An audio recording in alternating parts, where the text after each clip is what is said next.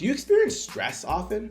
Let me ask you this, do you experience anxiety often? Working with clients for over 13 years, what I have found is oftentimes what we think is stressful or what we think is anxiety is actually our body responding to something that it wants us to do.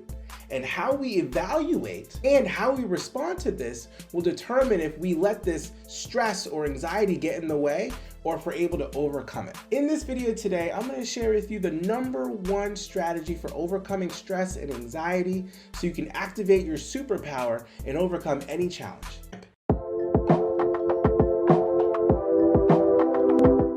When I would work with my clients and I would go out into social environments, I would always ask them, what do they feel? What are they experiencing when they want to go into a conversation, they want to meet someone, or they're trying to ask for something that they want? It could even be a job promotion. They always would say that they would experience anxiety. And as I dug deeper, I found out more of what was going on with them. And so I talked more about what was going on with their bodies. And they would point out to some things that we would normally evaluate as anxiety, such as sweaty palms, increased body temperature, shortness of breath, a little bit of just overall discomfort in their bodies. One thing that I had told them completely changed their perspective on what they were experiencing. And I asked them, well, what if that was your body preparing you to do something that it knows you want to do? And it changed their entire perspective on how they evaluated anxiety. They didn't really see it as anxiety anymore. They saw it as an indication of something that they knew they needed to do and their body just preparing themselves for it. And I thought this could be a really interesting approach to stress. Now, it doesn't mean that stress doesn't exist, but how do we evaluate stress? In my personal experience, when I experience stress in my life, I always view it as an opportunity for something bigger, not something that's supposed to bring me down. And if I evaluate it as something that can bring down my energy or prevent me from moving forward, then that's exactly what it's going to do. So I want to share with you a very simple process that allows you, like myself, to overcome the stress by reevaluating it and then using it to help activate what I believe is your superpower, and so you can overcome whatever challenge is in front of you. The first thing is have your ego serve your soul. When we're feeling stress, it's always about what we need to do, what we're not doing, what we have to do, and it's always based on the doing. And the doing is pretty much owned by our egos, our brains, our minds, trying to dictate what we need to do so we can feel less stress.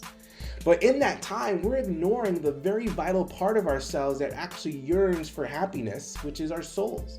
Our souls may not feel like we need to do those things in order for us to be happy. In fact, it might want us to be in a different environment, be in a different place, or have a different experience to get that sense of happiness before going back into the doing. What I always recommend is to listen to what your soul wants and have your ego support what your soul wants, knowing that once your soul gets nourished and it's fed really well, it'll give you the power and the motivation to go back to that thing that your ego wants to do and be able to do it at a higher level. Hey, I hope you're enjoying this video, and I want to let you know that I have a presentation on how to make life a game that you can win and have fun playing.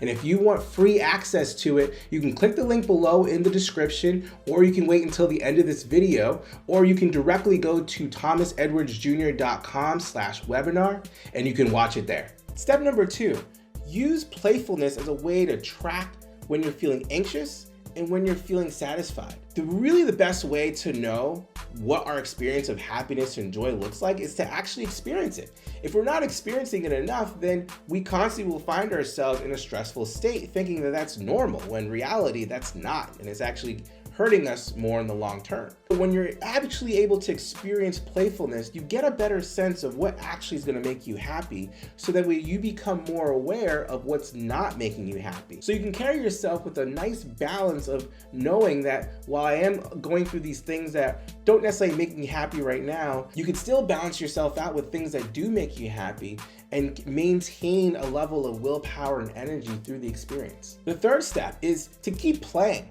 keep practicing.